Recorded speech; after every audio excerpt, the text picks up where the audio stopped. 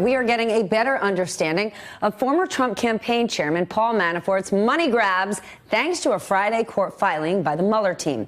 And Manafort's deal with the special counsel could cancel out one of the president's main complaints about the probe: how much it cost, according to the Washington Post.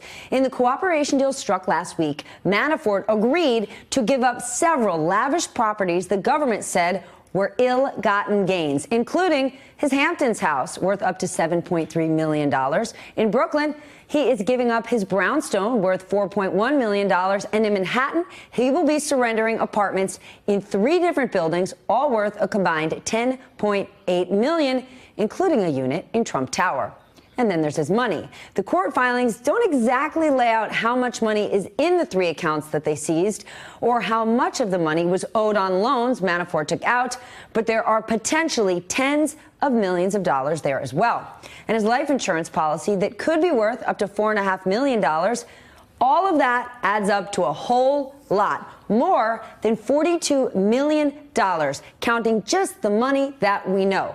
And that number could certainly help stamp out the president's recent tweets criticizing the cost of the investigation.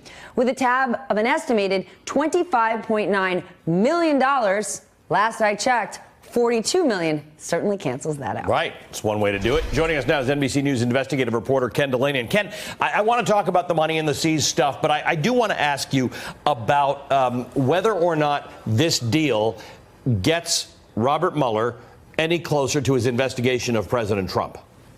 Well, obviously, we don't know the answer to that, Ali, 100%. But look, Paul Manafort came to the campaign with more Russian connections than anybody else who worked around Trump. So if there was a conspiracy between the Trump campaign and the Russian election interference effort, you got to believe that Manafort had knowledge of it. And Donald Trump was a man who is known not to have used email. So while Mueller has obtained, thousands, tens of thousands of documents from the campaign, it's unlikely that he's got a smoking gun document written by Donald Trump about collusion. But Paul Manafort sat in very high-level meetings with Donald Trump, and you can be sure that he's going to be asked about those meetings, about the Trump Tower meeting, and anything else related to the Russian connections. He was at the Trump Tower meeting. He was in the Trump Tower meeting. We know he has close ties to Roger Stone, who it sounds like was aware to Julian Assange and WikiLeaks, and they were obviously part of the email hack and dump.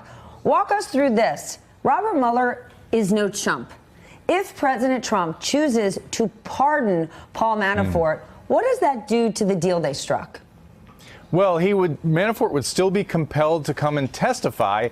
A pardon would remove any Fifth Amendment right he had against self-incrimination. So he would have to come and tell the truth. Now, people would say, well, his incentive would be less because he wouldn't have a huge prison sentence hanging over him. But if he's already proffered certain information to Robert Mueller, he's had meetings, it's been reported, with the Mueller team, he's told them things, he would have to testify about that truthfully under penalty of perjury. And there would also be the specter of state charges, because if you evade federal taxes, it stands to reason you've also evaded state taxes, guys. And the pardon doesn't affect those things. Ken, let me just ask you real quick. What happens to all the stuff that the government has seized or that he's handed over to the government? Do they sell it? Do they keep it? What do they do?